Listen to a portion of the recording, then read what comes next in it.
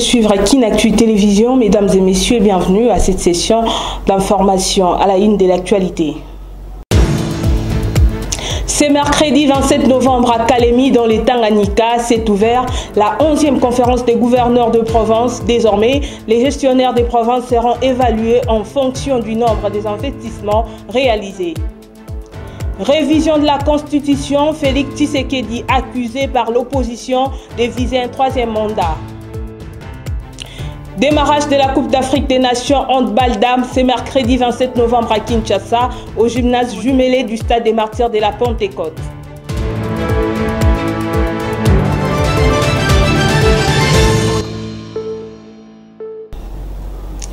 Une fois de plus, bienvenue à tous.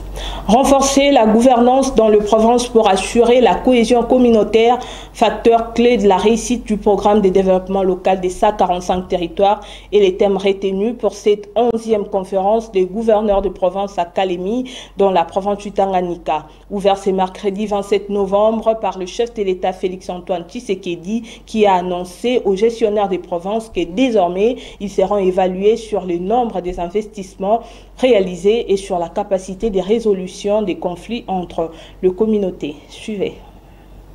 Le président de la République, Félix-Antoine Tshisekedi, a ouvert ce mercredi 27 novembre à Kalemi la 11e conférence des gouverneurs de province.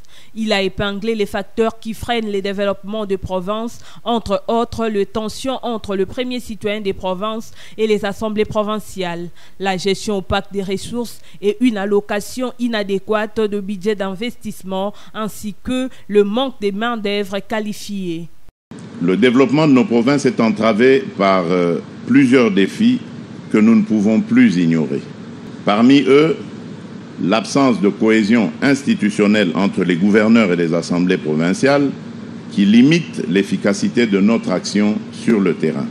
Les tensions récurrentes entre ces institutions, combinées à la fragilisation du pouvoir traditionnel, mettent à mal l'unité et la stabilité de nos provinces. D'où son annonce d'évaluer ses gestionnaires par le nombre des investissements réalisés, la capacité de résolution des conflits entre communautés. De leur côté, le gouverneur a dénoncé les motions de censure abusives qui conduisent à la déstabilisation des exécutifs provinciaux. Par ailleurs, ils se disent préoccupés par le non-paiement de frais d'installation des gouverneurs et vice-gouverneurs, ainsi que les retards dans le paiement des émoluments des conseillers communaux. Il plaide pour le renforcement des capacités de la police nationale congolaise en améliorant leur mobilité et leur efficacité, tout en suggérant des réformes, notamment la création des comités de pilotage provinciaux pour suivre l'exécution du programme de développement local des 145 territoires.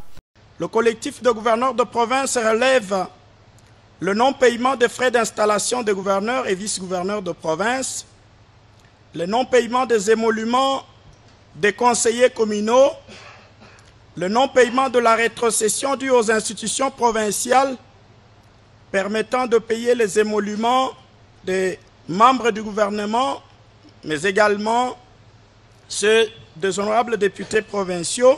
Notons que les chefs de l'État les a encouragés à promouvoir l'attractivité des provinces et les climats des affaires afin de rendre la République démocratique du Congo un pôle d'excellence économique.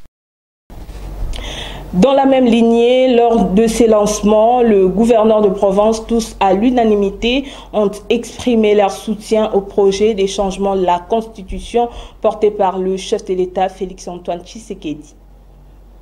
S'agissant particulièrement de la question des changements de la Constitution, le collectif de gouverneurs de province soutient à l'unanimité cette démarche car cette Constitution comporte beaucoup de faiblesses et invite la population à soutenir ces changements légitimes et salvateurs.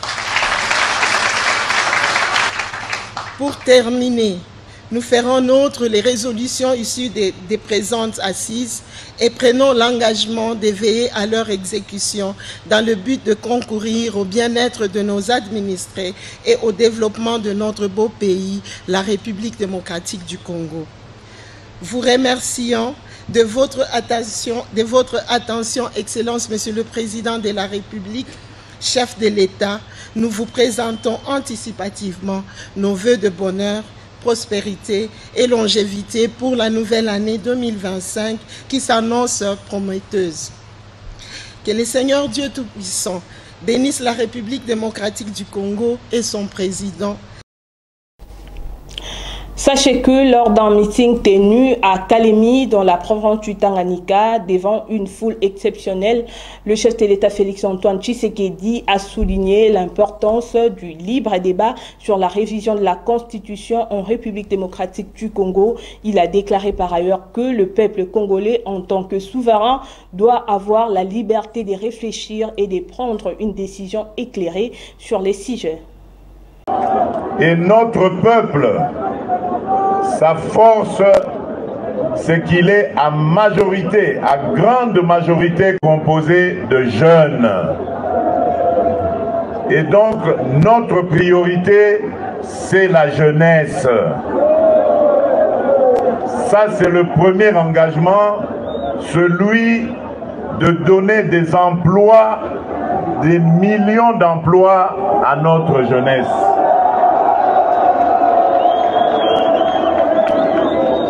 Voilà pourquoi nous avons aujourd'hui des instruments qui vont arriver jusqu'ici, des institutions donc comme l'ANADEC, pour vous aider à créer des entreprises. Parce que beaucoup de jeunes se trompent en pensant que l'État n'est à Pesakanisala. Dans l'État, Misala et Zali pour na jeunes n'y sauté. Ce ne sera pas possible d'engager tout le monde. Mais c'est par la création d'entreprises que nous allons multiplier les emplois. Et nous avons aujourd'hui des instruments pour accompagner les jeunes dans leurs initiatives de création d'emplois. Et lors d'une interview accordée à un média international, le porte-parole de la Mouka, Prince Epenge, a vivement critiqué la proposition de la révision de la Constitution en République démocratique du Congo. Selon lui, cette initiative représente une démarche suicidaire du régime en place qui vise à briguer un troisième mandat. Suicidaire, bien évidemment, visant à obtenir un troisième mandat. Mais j'ai suivi dans votre reportage, vous avez parlé de la modification de la Constitution. Non, que l'on soit clair. M. Tshisekedi veut dynamiter l'article 220 de la Constitution en changeant tout simplement celle-ci. Chose que nous disons n'arrivera pas parce que nous sommes déterminés. Madame, vous savez, lors de son investiture, le 20 janvier 2024, M. Tshisekedi avait présenté les 6 actes prioritaires de son second quinquennat, ou le quinquennat qu'il a d'usurper pour la seconde fois. Entre autres, il avait parlé de création d'emplois, il avait parlé de la diversification de l'économie, il avait parlé de l'accès aux services publics, de l'amélioration du pouvoir d'achat des Congolais. Vous ne trouvez pas étonnant que 10 mois après, Tshisekedi va en province et bat cette fois-ci la campagne pour le changement de la Constitution en oubliant tous ces 6 actes prioritaires. Elle a apporté également son soutien tous azimuts au changement de la Constitution de 2006. La Ligue des femmes de l'UDPS Tshisekedi hausse les tons après la réunion hebdomadaire du mardi 26 novembre dernier, à l'issue de laquelle une déclaration a été lue par Christine Massaki, présidente du département. Pour la Ligue des femmes de l'UDPS Tshisekedi, le changement de la Constitution reste comme une solution idoine pour permettre au peuple congolais d'accueillir une liberté totale en lieu et place d'une démocratie bureautique et parasitaire. Ces femmes soutiennent la vision du chef de l'État congolais et toutes les démarches entreprises dans cette lutte pour le changement de la Constitution en République démocratique du Congo.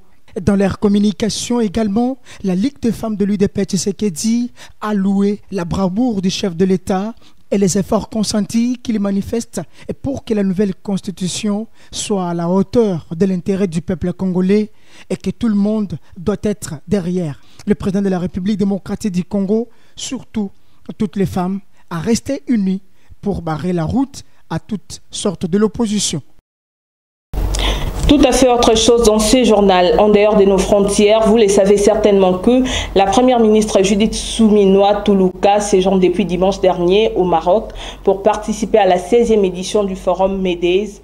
Elle a été reçue mardi dernier par le chef du gouvernement marocain pour aborder quelques sujets d'intérêt commun qui s'inscrivent dans le cadre du renforcement des relations bilatérales entre les deux pays. Regardez. Je suis venu aujourd'hui rencontrer Monsieur le Premier ministre et chef du gouvernement chérifien parce que je suis à la tête d'une délégation congolaise avec un certain nombre de ministres mais aussi des membres du patronat congolais. Nous sommes dans un forum économique qui parle de la nécessité de la souveraineté africaine et des échanges économiques entre Africains, raison pour laquelle ma venue ici à Rabat. J'en ai profité et merci à Monsieur le Premier ministre d'avoir accepté de me recevoir et nous avons au cours de cette rencontre pu échanger sur nos relations bilatérales, la manière de pouvoir les renforcer et dans le cadre d'un partenariat gagnant-gagnant au niveau économique. Restons toujours dans ces chapitres. En plein mission des services à Rabat, la première ministre Judith Suminwa Tuluka a rendu une visite de courtoisie à la veuve du maréchal Mobutu, Bobila Dawa, qui a exprimé son besoin de rentrer dans son pays au préalable. L'ancienne première dame veut obtenir la restitution de leurs biens spoliés et pillés. Suivez. En séjour au Maroc, la première ministre Judith Suminwa a échangé mardi dernier avec l'ex-première dame, la veuve du maréchal Mobutu, Mama Bobila Dawa, auprès de qui elle a reçu de bons conseils. À partir du moment où, dans mon programme, je rencontre les Congolais de Rabat, je ne pouvais pas ne pas rencontrer Mama Bobila Dawa. Elle a quand même été une figure importante dans notre pays et c'était, je pense, juste de pouvoir la voir et d'échanger avec elle.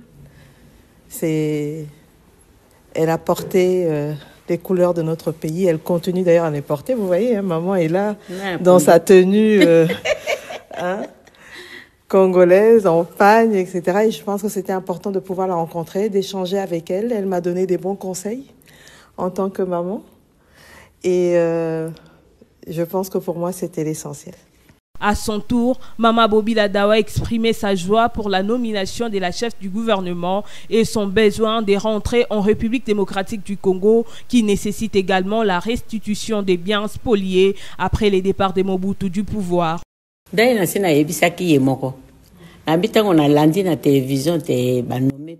Je lui avais déjà dit, quand je suivis à la télé qu'on a nommé une femme comme première ministre, j'étais vraiment contente. Je suis pressée de retourner dans mon pays, je l'ai déjà dit à maman. Mais je ne vais pas dormir sous la belle étoile, je veux être chez moi. Il suffit de rappeler que Judith Suminwa est en tête d'une délégation composée des ministres sectoriels concernés, notamment ceux de l'industrie, de mines, de l'économie, de l'agriculture et du commerce extérieur. Dans un autre registre, retenez que Joseph Kamboulou s'est dit satisfait après avoir visité les travaux de la résidence officielle de l'hôpital provincial général de référence de Kananga et de la morgue de cette province. Le gouverneur du Kasaï central a été accompagné par la société Sosimex et le responsable du bureau central de coordination BSECO comme maître d'ouvrage délégué. Sincèrement.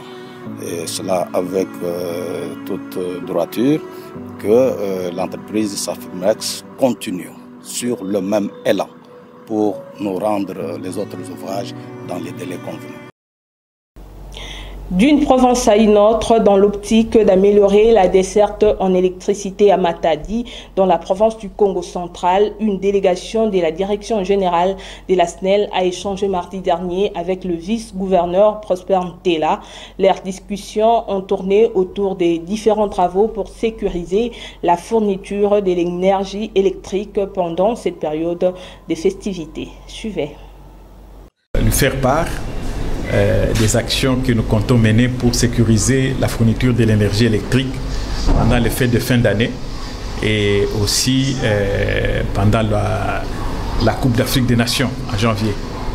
Donc c'est le directeur général qui nous a mandaté pour venir évaluer la situation sécuritaire dans les sites stratégiques ici au Congo central. Nous avons pris des mesures pour garantir la fourniture régulière de l'énergie électrique et d'autre part, nous avons pris des mesures aussi sur le plan sécuritaire pour qu'il n'y ait pas de perturbations pendant cette période.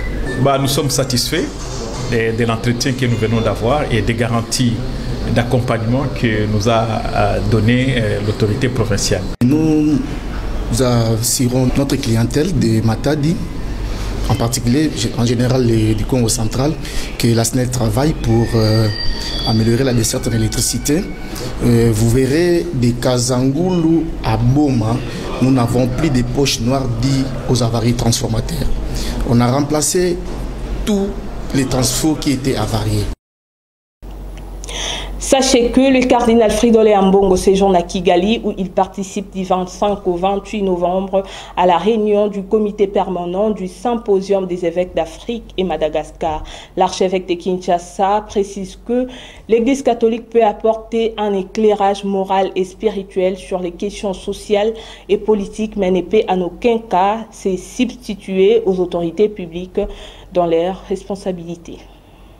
Il n'appartient pas à l'Église de résoudre les problèmes politiques entre les États, mais l'Église a le ministère de la parole. L'Église essaie de parler à tous les dirigeants africains. Et c'est le travail que moi, en tant que président du GIA, je fais. Partout où je passe, j'ai la possibilité de rencontrer les chefs d'État. Je n'hésite pas. Et je leur dis ce que pense l'ensemble de l'Église d'Afrique. Et notre souci, c'est comment travailler pour le bien supérieur du peuple d'Afrique. Mais le constat, c'est que très souvent, nous ne sommes pas écoutés. C'est-à-dire qu'il y a beaucoup d'intérêts politiques, des intérêts économiques, quand la parole de l'Église contre ces intérêts.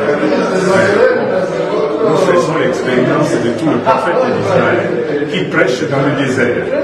Mais nous restons confiants parce que Jésus-Christ est passé par là.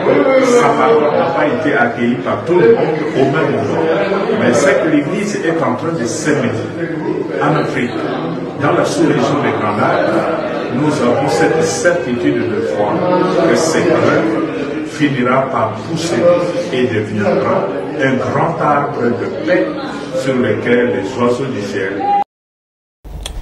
Abordons les questions sportives au niveau national. Démarrage de la Coupe d'Afrique des Nations handball dames. C'est mercredi 27 novembre à Kinshasa. Tout se passe au gymnase jumelé du stade des Martyrs de la Pentecôte. C'est la première fois depuis l'histoire que la République démocratique du Congo organise cet événement. Il faut savoir que les joueuses des Léopards dames de la RDC restent déterminées pour relever les défis majeurs tout au long de cette compétition. Parlons cette fois-ci des valeurs nutritives. Que savez-vous de l'orange? Les détails sur les vertus et bienfaits dans ces commentaires. L'orange ou orange douce est le fruit de l'oranger de la famille des rutacées. Il existe plusieurs variétés d'orange classées en 4 groupes variétaux. Comestible, elle est réputée pour sa grande teneur en vitamine C. L'orange a beau être composée majoritairement d'eau. Sa pulpe et son jus contiennent une quantité très importante de vitamines A, B et C et de composés antioxydants. Sa chair est riche en nutriments comme le calcium, le potassium, le phosphore, le magnésium, le fer, le cuivre, les flavonoïdes et les caroténoïdes, ainsi qu'en fibres. En consommer régulièrement est excellent pour préserver l'organisme de nombreuses maladies. Voici pour vous 6 bonnes raisons de consommer l'orange régulièrement. En premier lieu, l'orange protège nos yeux contre diverses maladies. Deuxièmement, elle lutte contre le cancer. Troisièmement, elle réduit le risque de maladies cardiovasculaires. En plus, elle réduit l'inflammation, mais aussi elle soigne le rhume. Et pour finir, elle améliore la digestion. Avant de clore ce journal, sachez que demain matin à Kinshasa, il y aura des jolies éclaircies. La température sera de 21 degrés Celsius. La force du vent oscillera aux alentours des 0 km. À l'après-midi, la pluie sera au rendez-vous et la température atteindra le 29 degrés Celsius. Mais la température ressentie sera plus chaude, soit 33 degrés Celsius. Enfin, dans la soirée, il y a forte possibilité de pluie et la température retombera vers 23 degrés Celsius. Mais la température ressentie sera plus chaude. Les vents devraient atteindre en moyenne les 5 km par heure.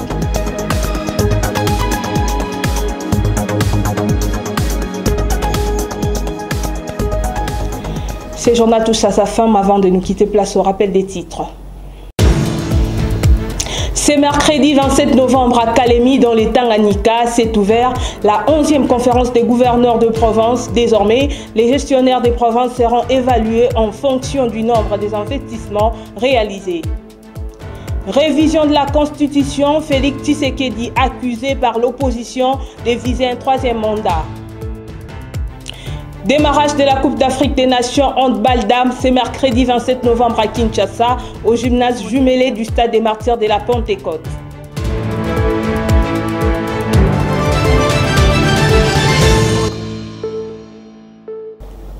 C'est par ici que nous mettons un point final à cette ronde édition du journal. Merci d'avoir suivi. Restez branchés sur Kinactu Télévision, votre chaîne des prédilections. Je vous retrouve prochainement. Au revoir.